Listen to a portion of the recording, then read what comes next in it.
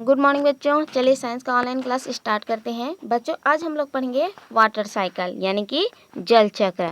चलिए आगे बढ़ें। Water from ocean, pond, lakes and other source is continuously evaporating. देखिए बच्चों, बताया जा रहा है कि जो जल होता है ना, ओशियन का जल, तालाबों का जल, लेक यानी कि झीलों का जल है ना, और जल के जो दूसरे स्रोत होते हैं वहाँ का जल लगातार क्या होते रहता है, वाष्पित होता रहता है। ठीक है, समझ में आया। यहाँ पर बताया गया कि समुद्रों, तालाबों, झीलों एवं अन्य जल के स्रोतों का जल लगातार वाष्पित होता रहता है। आगे देखते हैं। Plants and animals also produce some water vapour through various living processes. यानी कि जो पौधे एवं जंतु है ना, वो भी क्या करते हैं कि जैविक प्रक्रियाओं के द्वारा लगातार जल वाष्प उत्पन्न करते रहते हैं। ठीक है, आगे देखते हैं। This water vapour keep accumulating in the atmosphere. यानी कि यह जल वाष्प वायुमंडल में एकत्रित होती रहती है। ठीक है, चलिए आगे देखते हैं। देखिए बच्चों, यहाँ पर जो जल चक्र है ना, उसको यहाँ पर बताया गया है और यहाँ पर अच्छे से आप लोगों को चित्र में बताया गया है कि किस तरीके से जो जल चक्र है वह चलते रहता है। ठीक है, चलिए आगे बढ़ते हैं। देखिए बच्चों, दी है as water vapour are lighter they rise upward. यानी कि जल वाष्प हल्की होती है जो ऊपर की ओर जाती है। आगे देखते हैं।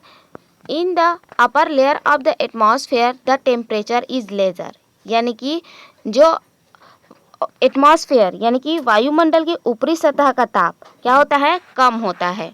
आगे लिखा है and because of this the water vapour condenses to small droplet of water and form cloud. ठीक है, यहाँ पर लिखा है कि ताप कम होने के कारण यह जल वाष्प छोटी छोटी बूंदों के रूप में संघनित हो जाती है और बादल बनाती है। ठीक है, आगे देखते हैं। When small droplet of water come together, the big droplet of water are formed and they start falling in the form of rain.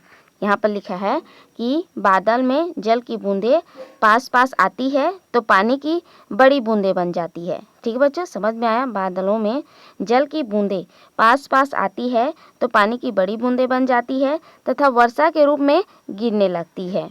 आगे देखते हैं। This way water reaches its various source again the water cycle is completed. Fig 2.5। ठीक है, और इस प्रकार जल पुनः जल स्रोतों में पहुंच जाता है, चित्र जैसे कि 2.5 में बताया गया है, तथा जल चक्र पूर्ण होता है। ठीक है, चलिए बच्चों, अब यहाँ पर 2.5 है ना, यानी कि वाटर साइकिल के बारे में बताया गया है। देखते हैं। चलिए देखिए बच्चों, यहाँ पर वाटर साइकिल को स्पष्ट बताया गया है कि जो नदियाँ होती हैं है ना, जो नदियाँ होती हैं वहाँ से वाटर क्या होता है, बह करके ओशियन यानी कि समुद्र में पहुँचता है। फिर समुद्र में है ना क्या होता है, सूर्य के प्रकाश जब पड़ता है तो जो समुद्र का जल रहता है ना, वह वाष्प होकर ऊपर की ओर उड़ने लगता है। ठीक है, यानी कि राइज अप होता है, यानी कि ऊपर उड़ता है जो जल वाष्प होता है। फिर यहाँ पर वो क्या का निर्माण करते हैं, देखिए यहाँ पर बताया गया है क्लाउड। ठीक है, यहाँ पर जो जल वाष्प होते हैं वो क्लाउड यानी कि बादल का निर्माण करते हैं। ठीक है बच्चों, फिर उसके बाद यहाँ पर जो जल वाष्प होता है ना, यानी कि जो जल वाष्प होता है वह ठंडा हो जाता है, क्योंकि एटमॉस्फेयर के ऊपरी सतह का ताप जैसे कि पहले बताया गया है कम होता है ना, जिसके कारण जल वाष्प छोटी छोटी बूंदों के रूप में संघनित हो जाती है ना, और बादल बनाती है। ठीक है बच्चों, और आगे बताया गया था कि बादलों में जल की बूंदें पास पास आ जाती है तो पानी की बड़ी बूंदें बन जाती है।